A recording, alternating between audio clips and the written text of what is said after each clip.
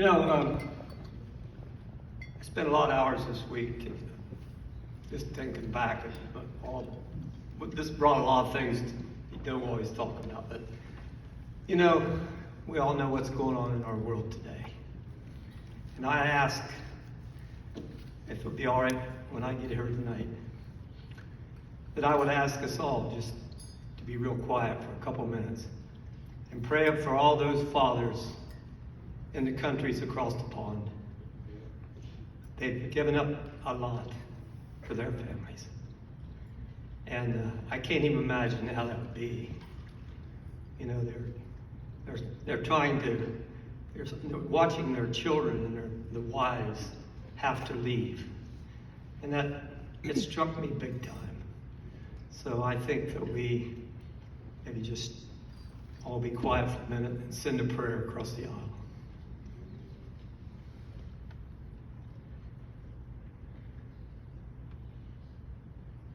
Okay. Well, what do I say? I'm not a speaker, I'm a talker. The last speech I gave was freshman in high school. It was a class. Some of the girls got up and were so nervous they cried. I don't know what I did. I sure didn't thrill anybody, I'm sure of that. But, you know, I came from a big family. I'm the oldest of 12. I have 7 in my family, 7 of the older ones, who've all been married over 50 years. I have 3 more of my siblings are pushing 40, or in 40 years. And it was all because of my father and my mother. And I graduated from Rosecrans High School, 1958, and started my job week after that my dad got me in the place that he'd worked for so many years. Spent 44 years in there making molds for glass bottles. And, you know, I had an opportunity to maybe go to college after I got out, but the family that big and what we went through as kids,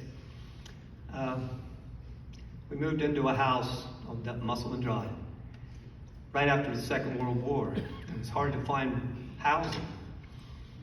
And my dad and mom bought a house, 80 acres of property. The house had no electric, no bath, no water in it, and everything. And that's where we started out. And I spent all till I was 18 years old in the home. And I said, we never had a bathroom. That's a long time to go without a bath, you know?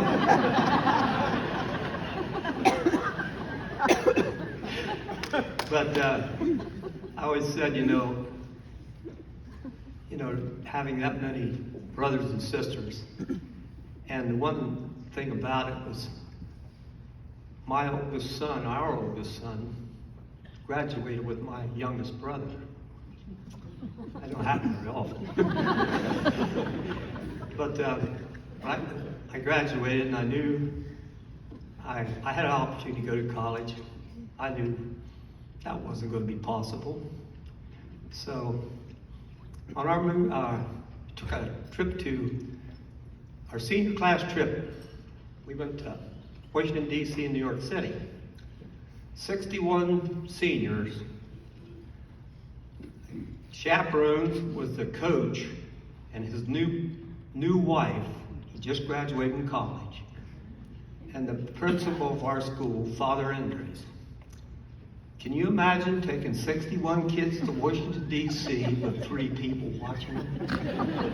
Everybody in here would try that. But anyhow, it was on that trip that we went on a moonlight cruise down the Potomac River, and there were a lot of teenagers on there dancing and everything. And I like to dance.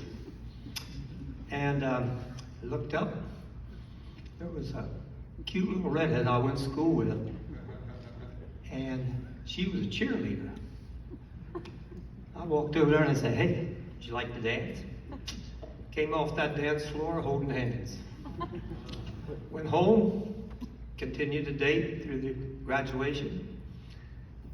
I think it was a week after I started my job at the Zanesville Mall, $1 an hour. I went in Vern Pugh's jewelry store on 5th Street, down 5th Street in Zanesville. Pugh Jewelers, probably a lot of you know where it is. Here, it was those boys' dad. And I went in and I said, I want to buy a ring. Okay. He got me a $150 diamond ring now. $150. Holy smokes. But old Vern was a good guy, and he always was at the ball games and things like that. He knew who I was. He said, he said, go ahead. I'll give it to you, and you just come in and give me some money whenever you can. So I took that ring and got that little red head, took a ride down the road, stopped in the middle of the road. On our birthday, July 12th, after we graduated. Handed it to her. She smiled.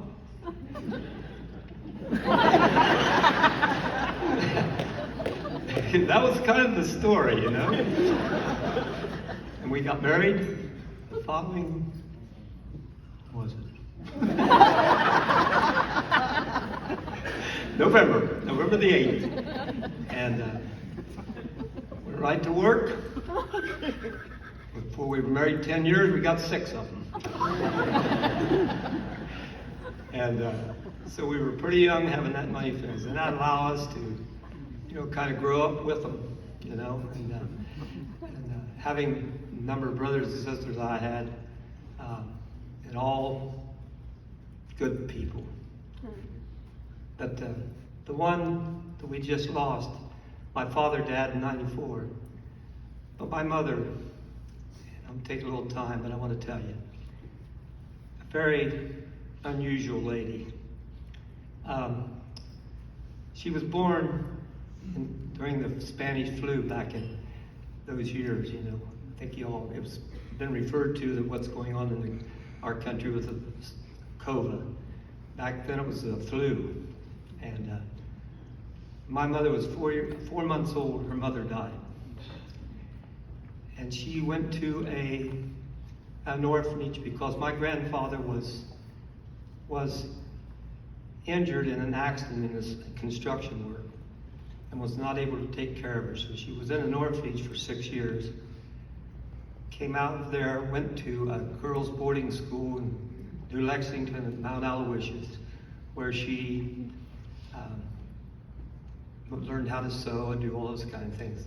When she's in 7th grade, my grandfather remarried and asked her if she would like to come and live with him.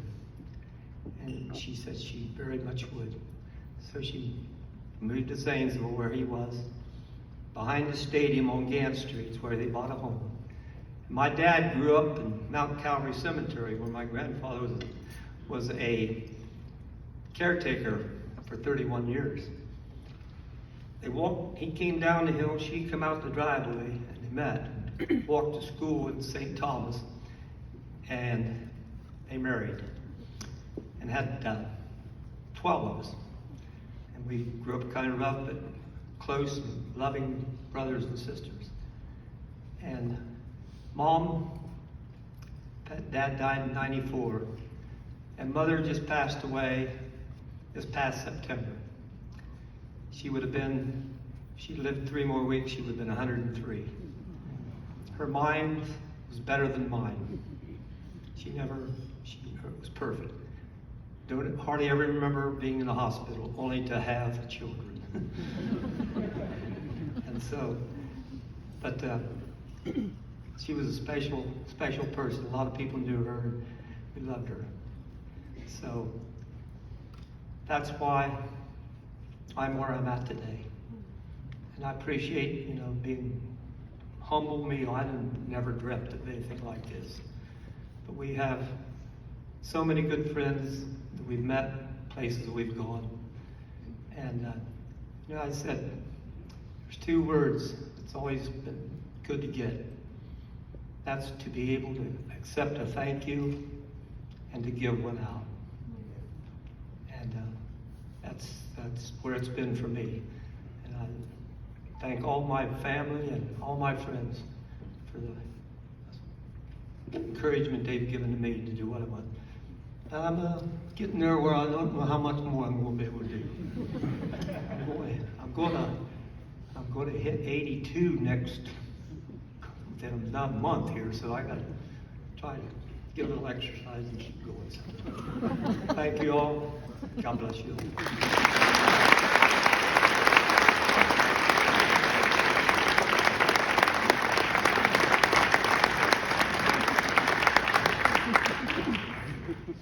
Don't forget your trophy.